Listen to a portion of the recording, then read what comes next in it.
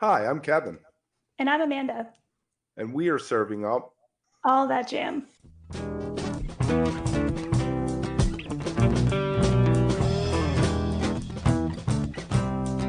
All That Jam, Quick Hit. Sugar Business James Love on Origin.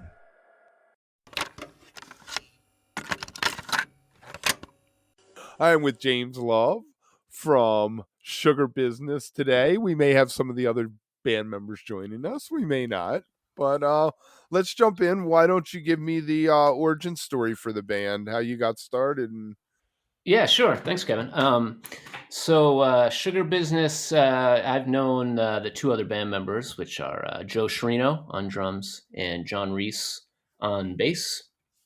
And we've known each other for 20 odd years now. Back in the day, a long time ago, we were all in kind of separate bands, and we got together and were jamming at this practice space in South Boston, or South End of Boston. That was in this old warehouse building.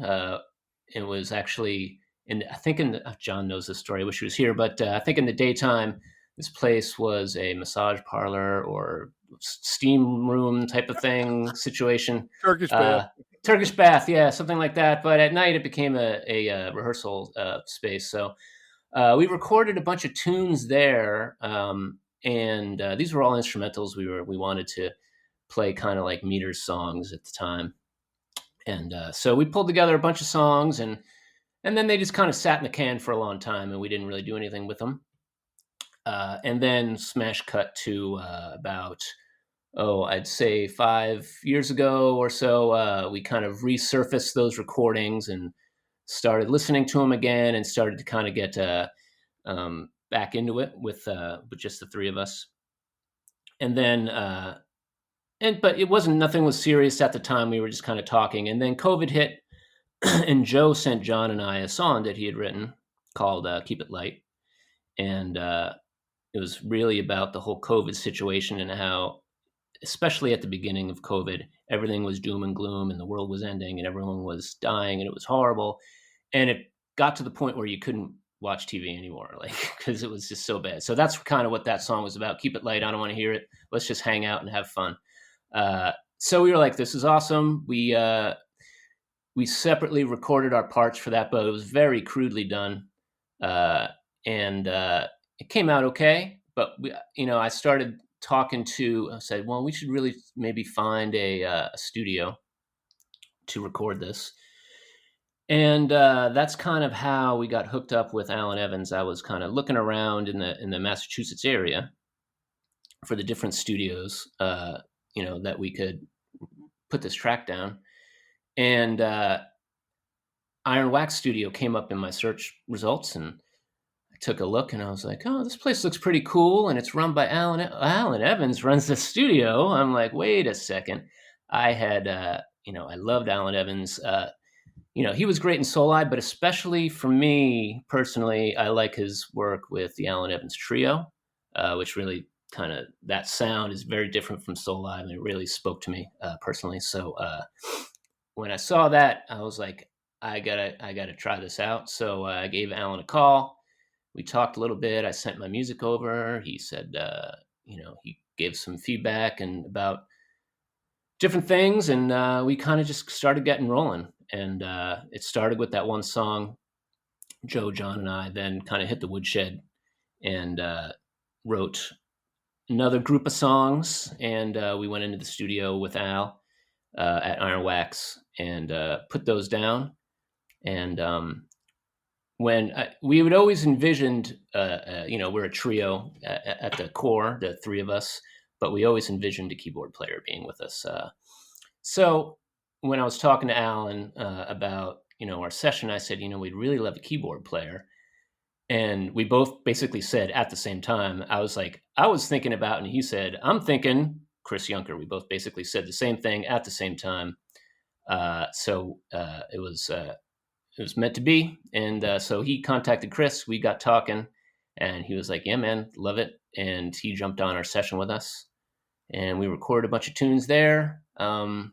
that first, we just did one day and really mostly recorded all the rhythm tracks, and then most of the vocals as well. And then we did some overdubs at our own personal studios.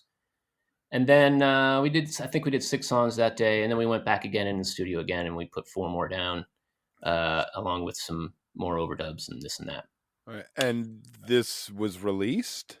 So our first really kind of our public foray, into the world came in December of 2022. So less than a year ago. That was our first release called Get It Right. And that one, it's a brand new band. Nobody had ever heard of us. So it was a slow start. Both Joe and I have a background in advertising, digital advertising. So we were running ads, and, really trying to just kind of build up some people, some fans and people listening to us. Right. And it's kind of slowly been building. It's a slow slog, And so that we released our second song, Night Bus, about a month and a half later. And then 2 more since then, the last of which, Cosmic Dream, just released 2 weeks ago on Friday the 13th.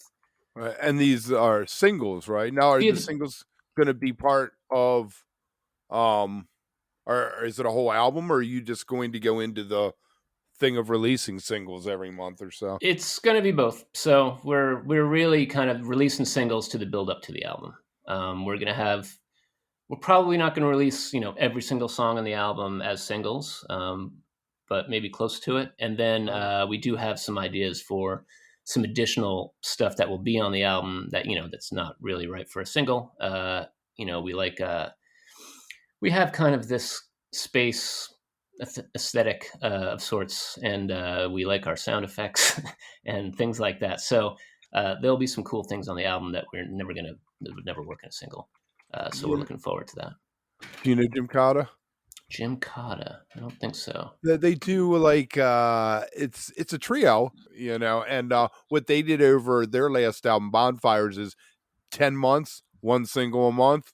The 11th month they released the album. The theory being that you work on the whole album, you drop the album, you got 3 days, and it's forgotten. But if you do the singles, you keep everyone in mind. Every month, there's a little. So that's exactly what we were thinking. And like early on, I was doing research and I found this thing called the waterfall release method, which is super geeky music thing, but it's basically you release your singles as EPs, and the previous singles are tracks 2, 3, 4, 5, or whatever it is that you've already released as a single on the EP. So you're basically reintroducing these songs back into the algorithm every release cycle, and it gets people to listen to more of your stuff when it's grouped with your other songs in your catalog. What prompted the decision to move from being an instrumental band to adding the vocals? Well, Joe is a very good singer. I'm a good singer. And that first single, Keep It Light, that he sent to us, which we haven't released yet, but, that had vocals on it. And it was something we had always talked about with our earlier songs. We were like, well, maybe we can drop some vocals on these. We were, thinking about that. But then John found this great saxophone player, and he kind of filled all those gaps. So it never kind of went back to that. And then, so just kind of with the reintroduction of the band, such as it was at the time, we said, let's find some vocals and start singing. And Joe and I can do some pretty good harmonies together. So we have fun with that too, a lot of fun. And we trade off on some of our stuff. I probably sing lead most of the time, but Joe takes lead in a couple songs, and some songs we're both singing lead, and we kind of float in between lead and harmony and here and there. It's kind of, a little chaotic and fun. If you are enjoying All That Jam, please like and subscribe to our social media channels at All That Jam Pod on Twitter, Instagram, and Facebook, or visit our website, allthatjampod.com. Make sure to sign up for our email list and tune in every week for new episodes. Also, look for full interviews on our YouTube channel. And remember, stay beautiful, but don't stay underground too long.